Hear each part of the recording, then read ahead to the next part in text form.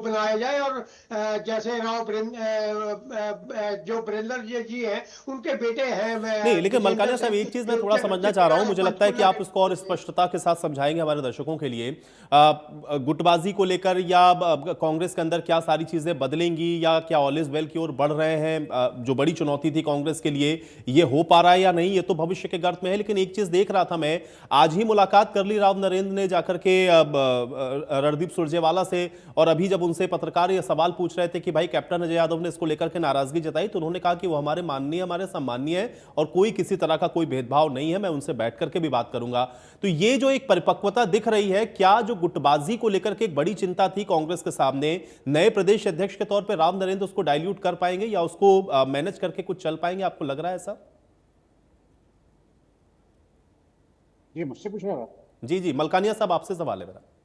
देखो, ये जो है कैप्टन अजय यादव की नाराजगी तो थी, परंतु आज सुबह उन्होंने हुड्डा जी से भी बात कर ली है, राव नरेंद्र जी ने, और सुरजेवाला से। और मुझे लगता है सुरजेवाला और शैलजा के भी ये नजदीक है, कोई ऐसी बात नहीं। ये पहले हजका में थे, और हजका को जब कांग्रेस को बहुमत नहीं मिला था तो उनको छोड़कर इन्होंने कांग्रेस का हुड्डा का साथ दिया था और स्वास्थ्य मंत्री बने थे।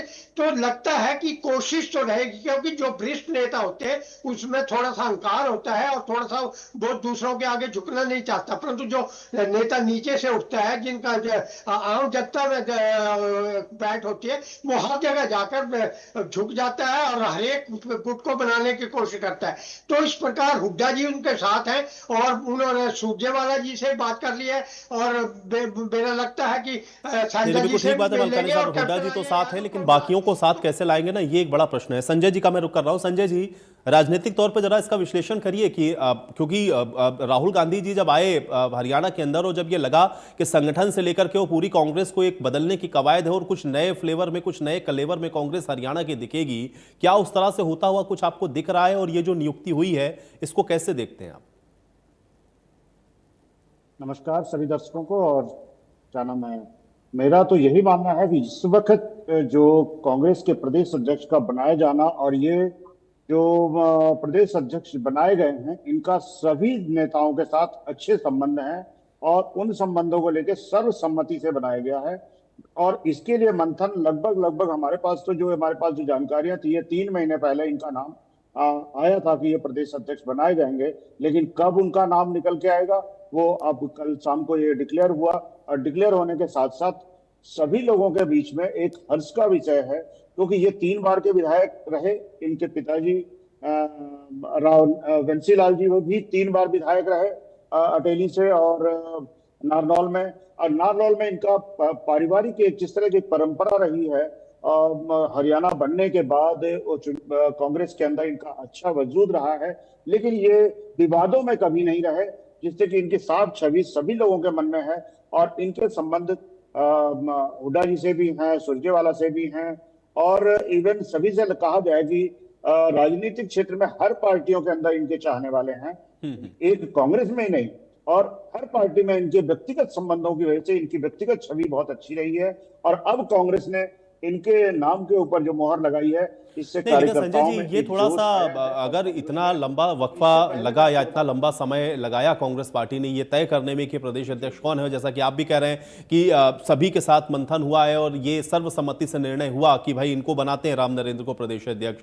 फिर कैप्टन अजय यादव का ये जो ट्वीट है, जिसमें वो राहुल गांधी को याद दिलाते हुए नजर आ रहे हैं कि उन्होंने कहा था कि एक ऐसा व्यक्ति जो सर्वसमावेशी हो, या एक युवा चेहरा जिसको हम आगे लाएंगे, एक युवा नेतृत्व होगा, ये उस पैमाने पर फिट नहीं बैठते हैं राम नरेंद्र। तो फिर ये कैप्टन अजय यादव की नाराजगी का आना, और अभी तो ये शुरुआत है क्योंकि अभी तो 24 घंटे भी नहीं हुए हैं, विरोध शुरू हो गया, फिर ये कैसा सामंजस्य और कैसे लग रहा है कि सबको साथ लेकर के चल पाएंगे? सब लोग अपना सभी लोग, कैप्टन अजय यादव को भी एक राष्ट्रीय नेतृत्व दिया गया था। ऐसा नहीं है कि उनको नेतृत्व में नहीं है, वो राष्ट्रीय नेतृत्व में संगठन के अंदर, एआईसीसी के अंदर उनका अच्छा वजूद है। ओबीसी मोर्चे के वो राष्ट्रीय अध्यक्ष रहे हैं और अच्छा उनका रुतबा रहा है। लेकिन अपना वर्चस्व हरियाणा के अंदर वो रखना चाहते हैं।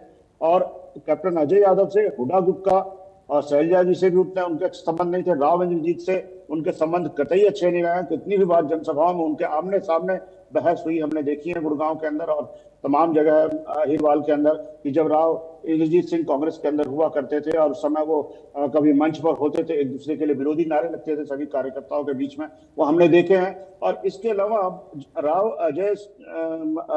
अजय यादव को जो भी कहा जाए, उनके एक जिसे कहा जाए कि निर्विवाद नहीं रहे, उनके साथ विवाद एक लगा रहा कि वो अपने परिवार को, चिरंजीव को लेकर के, चिरंजीव को आगे बढ़ाने का उनका है कि वो विधायक हैं और उसके साथ साथ है कि वो पार्टी संगठन में भी उनका वजूद हो और नेतृत्व उनको, केंद्रीय नेतृत्व उनको पहचाने।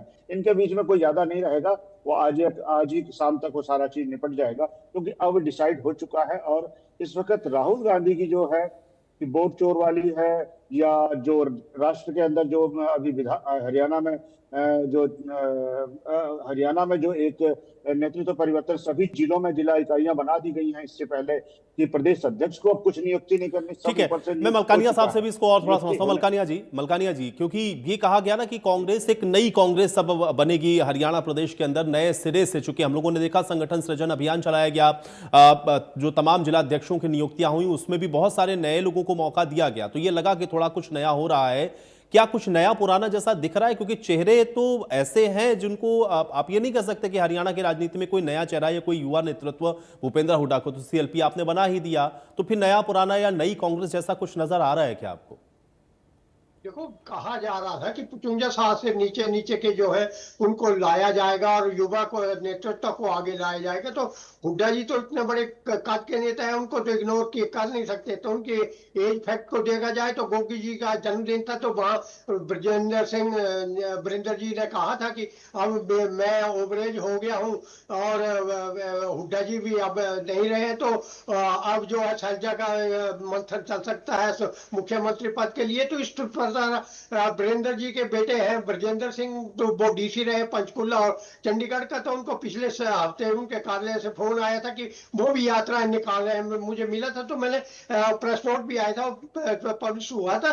तो वो भी सक्रिय होने के जो युवा हैं, उन्हें ऐसा लग रहा था कि जैसे कांग्रेस हाईकमान ने सोचा कि युवा को लाएंगे, तो इस प्रकार कैप्टन अजय यादव भी चाहते थे कि हो सकता है कि मेरे बेटे का नंबर लग जाए। उधर बरिंदर जी उसको ब्रजेंद्र जी को लाना चाहते हैं और उन्होंने काफी कोशिश की है और उन्होंने यात्राएं निकालने की, जो नई परंपरा शुरू करने की कोशिश की थी। अब कहां तक वो सफल हुए, अब तो नेतृत्व का ऐलान हो चुका है, परंतु जो नेता है उन्हीं में से किसी को नेता लाना पड़ेगा, बाहर से तो ला नहीं सकते। और जो युवा है, उन युवाओं में जो नए चेहरे हैं, उनके पीछे उनका परिवार चलता है। जैसे कि हुड्डा जी को ले ले तो उनके बेटे का, दीपेंद्र हुड्डा का नाम चलता है। यहाँ कैप्टन अजय यादव के नरेंद्र, उनके बेटे का नाम चलता है। बरिंदर जी का ब्रजेंद्र का चलता है। तो उनके बेटों का, तो उनके पीछे एक लॉबी चलती है, तो उस लॉबी में एक टकराव चलता है। अगर एक के बेटे को बनाएगा तो दूसरा टकराव आ जाएगा,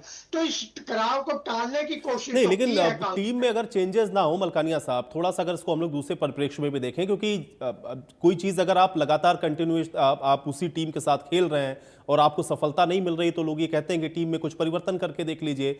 उसमें भी प्लेयर अगर आप उस तरह के चूज कर ले जो पहले से ऑलरेडी आपके टीम के हिस्से रहे हो या उसमें खेल चुके हो और उसमें कोई बहुत बड़ी सफलता आपको ना मिली हो, तो फिर जब आप मुकाबला खेलने के लिए जाएंगे, या 29 का मैं सीधे तौर पर अगर ये सवाल आपसे पूछूं, कांग्रेस पार्टी कैसे मजबूत होगी 29 तक? अगर भूपेंद्र हुड्डा ही सीएलपी हैं या राव नरेंद्र के तौर पर आप प्रदेश अध्यक्ष एक ले आए, वो भी तो हिस्सा रहे ही हैं, इसके पहले सरकार का भी हिस्सा रहे, वो मंत्री भी रहे हैं, अब तो फिर ये कैसे नेतृत्व कर पाएंगे और कैसे पार्टी के अंदर जो तमाम चीजें थी, विरोध की जो स्थितियां थी, उसको डाइल्यूट कर पाएंगे? इसका हासिल क्या होगा कांग्रेस पार्टी को? क्या कोई लाभ होगा 29 में?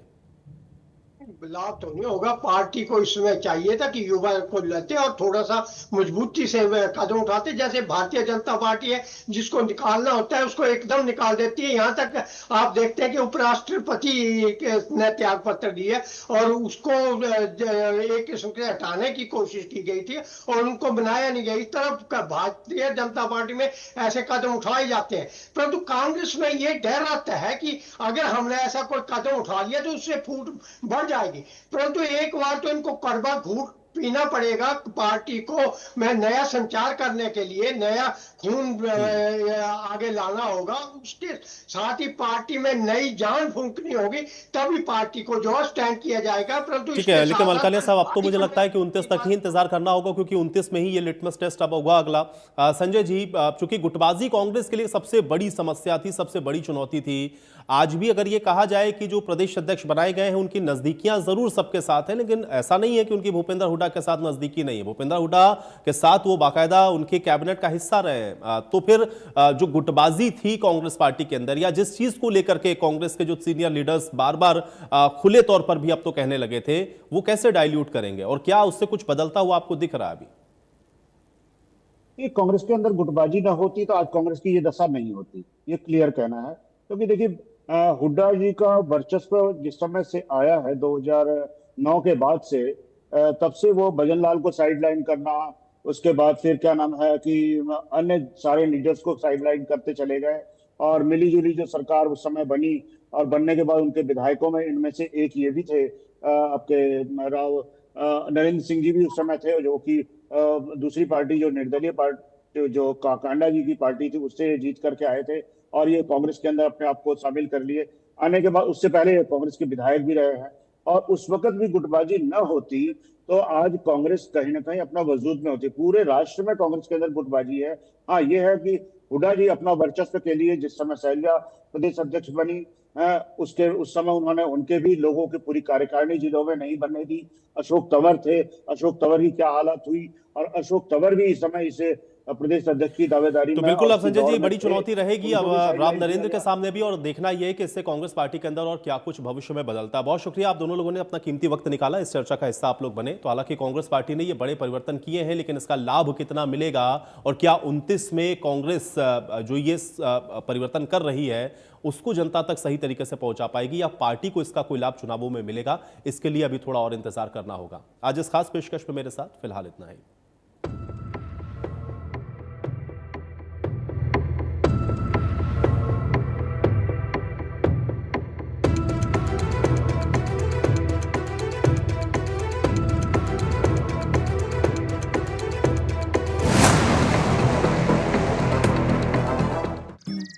मैंने कुछ को नहीं मिला, खाते में भी कुछ को नहीं आवे। आए सारे हरियाणा की लाडो लक्ष्मी खुश हैं, फिर तू क्यों मुंह बुला रही है? रहने देनी भाभी, तेरे खाते में तो 21 रुपए आवेंगे, पर मेरे और माँ के, माँ ने तो कुछ को नहीं मिला। क्यों? अपने घर में 3 बिरबानी है, अब सब ने थोड़ी नहीं मिलेगा 21 रुपए। रे बावली, घर में चाहे एक महिला हो चाहे ज्यादा, हर महीने घर की सारी